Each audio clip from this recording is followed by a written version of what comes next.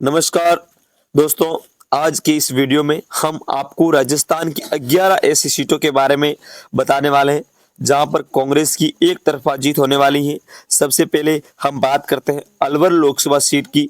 इस सीट पर बीजेपी ने भूपेंद्र यादव को टिकट दिया है, वही कांग्रेस ने ललित यादव को मैदान में उतारा है। लेकिन इस सीट पर जातीय समीकरण युवा नेता ललित यादव के पक्ष में जाते हुए दिख रहा है। ऐसे में माना जा रहा है कि अलवर लोकसभा सीट से कांग्रेस पार्टी आसानी से चुनाव जीतेगी।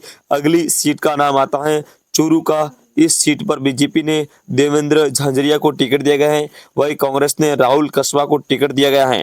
पहले सीट पर राहुल कसवा बीजेपी में थे, तब कांग्रेस को बहुत कमजोर माना जा रहा था। लेकिन जब जैसे ही राहुल कसवा बीजेपी भी छोड़कर कांग्रेस में आए तो कांग्रेस की सीट पर चुनाव में जीतने की उम्मीदें और बढ़ गई हैं। अब ऐसा माना जा रहा है कि चूरू लोकसभा सीट से कांग्रेस के टिकट पर राहुल कसवा एक दमदार नेता है। ऐसे में इस सीट से राहुल कसवा चुनावी आसानी से जीत पाएंगे।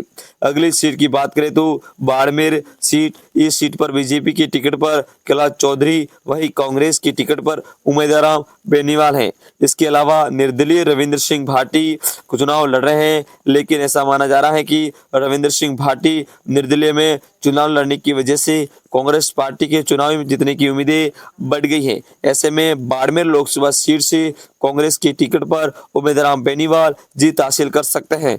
अगली सीट का नाम आता है तो टोंक सवाई माधोपुर सीट। इस सीट पर बीजेपी ने सुखबीर सिंह जौनपुरिया को टिकट दिए गए हैं, वही कांग्रेस के हरीश मीणा को टिकट दिए गए हैं। इस सीट पर माना जा रहा था कि बीजेपी किसी नए चेहरे को टिकट देगी, लेकिन बीजेपी ने फिर से सुखबीर सिंह को मैदान में उतारा है। अब ऐसा माना जा रहा है कि हरीश मीणा को चुनाव जीतने में आसानी हो गई है। अगली सीट का नाम आता है नागौर। इस सीट से बीजेपी ने ज्योति मिर्धा को टिकट दिया गया है, वही कांग्रेस ने आरएलपी के दिग्गज नेता हनुमान बेनीवाल को टिकट दिया गया है। हनुमान बेनीवाल नागौर से जाटों के प्रमुख माने जाते हैं और अब आरएलपी का कांग्रेस के साथ गठबंधन होने की वजह से कांग्रेस पार्टी को चुनाव जीतने में आसानी हो गई है। अब नागौर लोकसभा सीट से बेनीवाल की जीत लगभग तय है। अगली लोकसभा सीट का नाम आता है तो जयपुर ग्रामीण का। इस सीट पर बीजेपी की टिकट पर राव राजेंद्र सिंह का नाम सामने आ रहा है, वही कांग्रेस के अनिल चोपड़ा। इस सीट से ग्रामीण इलाके में अनिल चोपड़ा की बहुत पकड़ मानी जा रही है। जयपुर ग्रामीण सीट से कांग्रेस पार्टी को चुनाव जीतने में आसानी हो गई है। ऐसे में इस सीट से अनिल चोपड़ा चुनाव जीतेंगे। अगली सीट का नाम आता है दौसा का। इस सीट पर बीजेपी ने कन्हैयालाल मीणा को टिकट दिया गया है, वही कांग्रेस ने मुरारीलाल मीणा को टिकट दिया गया है। इसके साथ निर्दलीय नरेश मीणा चुनाव लड़ रहे हैं। अब ऐसा भी माना जा रहा है कि अगर कांग्रेस पार्टी नरेश मीणा को नामांकन वापस लेने पर राजी करती है तो कांग्रेस पार्टी को चुनाव जीतने में आसानी हो जाएगी। अगली सीट का नाम आता है तो सीकर। इस सीट पर बीजेपी ने इस बार फिर से सुमेरन सरस्वती को टिकट दिया है, वही कांग्रेस ने अमराराम को टिकट दिया गया है। कांग्रेस पार्टी ने कम्युनिस्ट पार्टी ऑफ इंडिया के अमराराम के साथ गठबंधन किया है।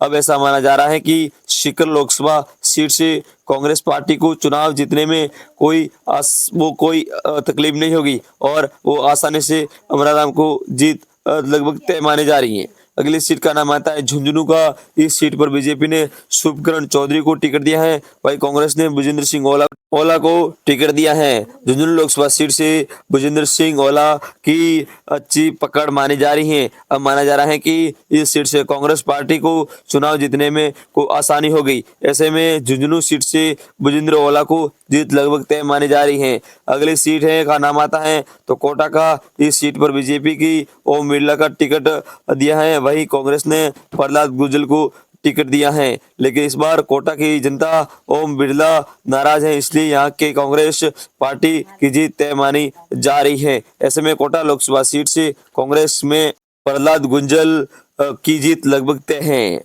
अगली सीट का नाम आता है तो बांसवाड़ा का। इस सीट पर बीजेपी की टिकट पर महेंद्रजीत सिंह मालवीय, वहीं कांग्रेस की टिकट पर राजकुमार रोत। बांसवाड़ा की इस सीट पर आदिवासी पार्टी के राजकुमार रोत और कांग्रेस पार्टी का गठबंधन लगभग तय हो रहा है। ऐसे में माना जा रहा है कि इस सीट से कांग्रेस पार्टी को चुनावी जीतने में आसानी हो गई। ऐसे में इस सीट से राजकुमार रोत की जीत लगभग तय मानी जा रही है।